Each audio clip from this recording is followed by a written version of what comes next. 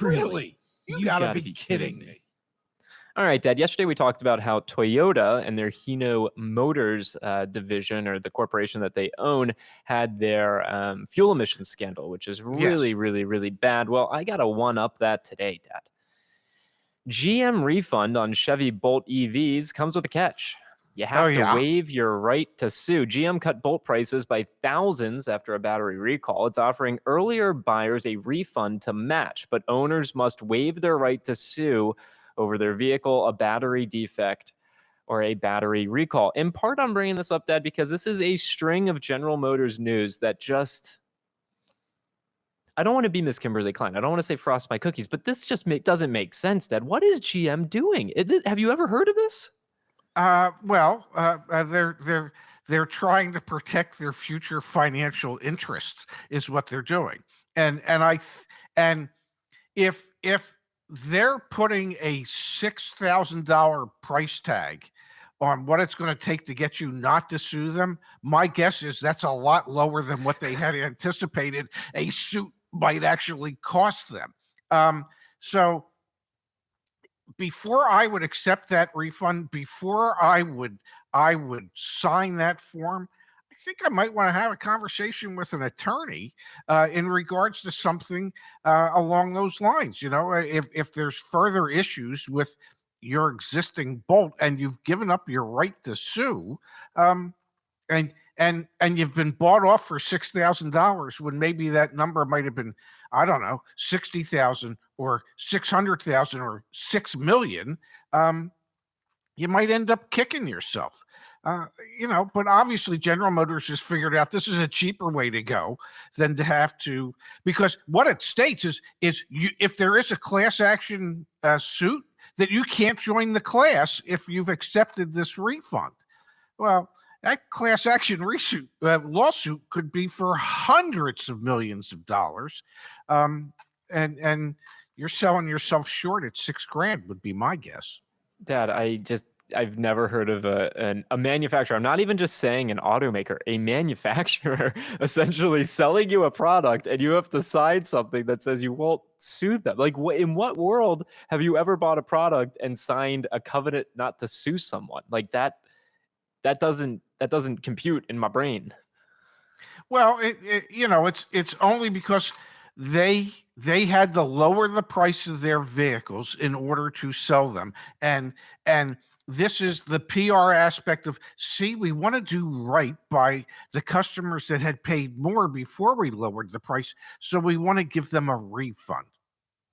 But they're attaching a rather significant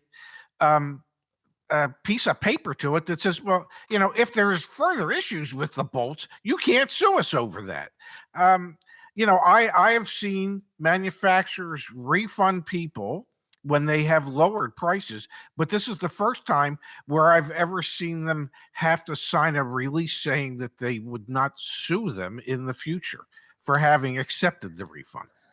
Now, another really, you've got to be kidding me, Dad. I didn't cue this up, but I imagine you saw it. Equifax issued wrong credit scores for millions of customers, report says. Dad, this was broken in the Wall Street Journal just yesterday. Equifax this spring sent out incorrect credit scores for millions of customers applying for home and auto loans. This comes on the heels, Dad, of us reporting about Hyundai and Kia, just Hyundai.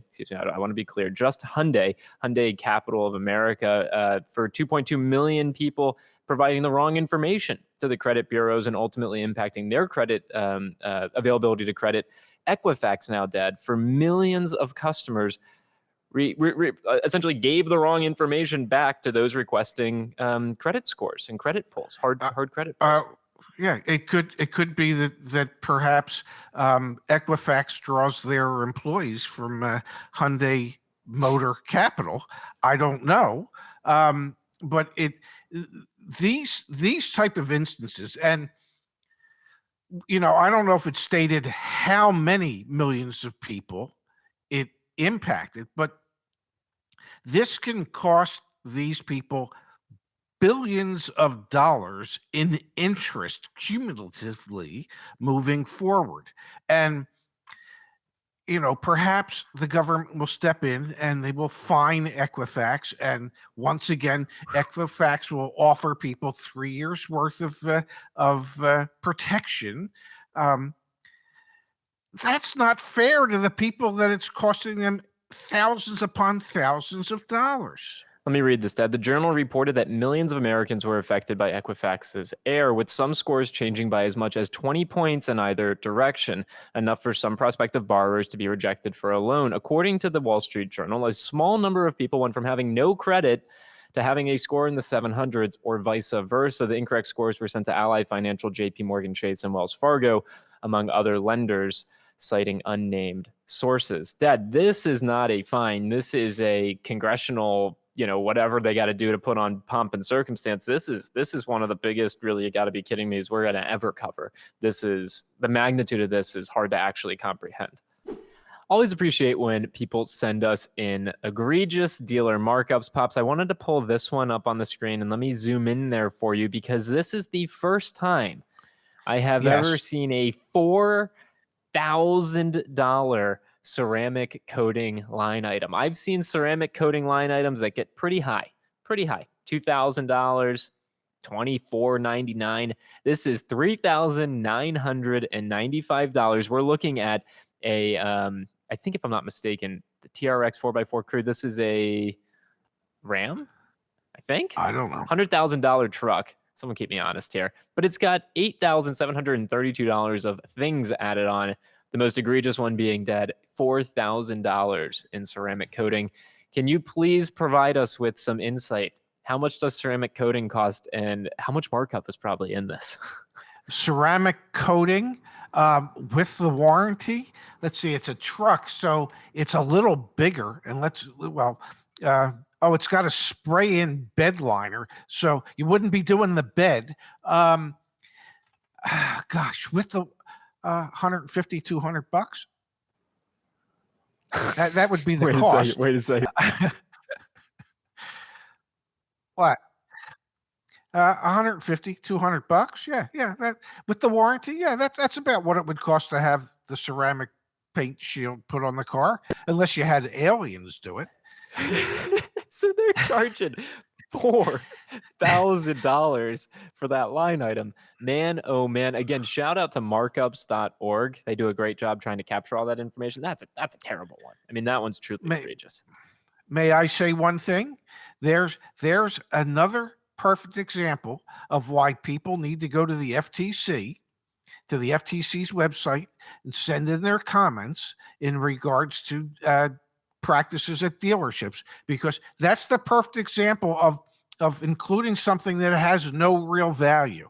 Now, I'm not saying ceramic paint coating doesn't have value. It does. It doesn't have $4,000 worth of value. Okay. The cost of the item installed with a warranty is somewhere between $150 and $200. Nobody should be asked to pay that type of markup on that cost of an item. Up to $4,000 for it. That's just called pure, unadulterated greed. And those are some of the issues that we need to share with the FTC as to why they should implement their rules regarding how dealerships do business in the future. And Dad, we are up to nearly we'll call it 1,600, nearly 1,600 comments posted over here on the FTC. New rules and regulations that are currently available for public comment. So please do come here, share this, get everyone you know who has had a negative experience at a dealership, get them to come here and share that experience with the FTC, because we need to have these rules enforced and enacted. Your letter to the editor was actually published back in Automotive News earlier this week, which was a great milestone, a good opportunity for more people to hear our voice, our collective voices. But yeah, continue to leave reviews or leave comments there. It's important. And I believe we've got maybe another 35 days or so of comments. I think the comment period expires September 12th. So we need to get as many people as possible to get to the FTC website, list your comments, share your comments, and hopefully we can bring about the change that, well, as consumers, we're entitled to.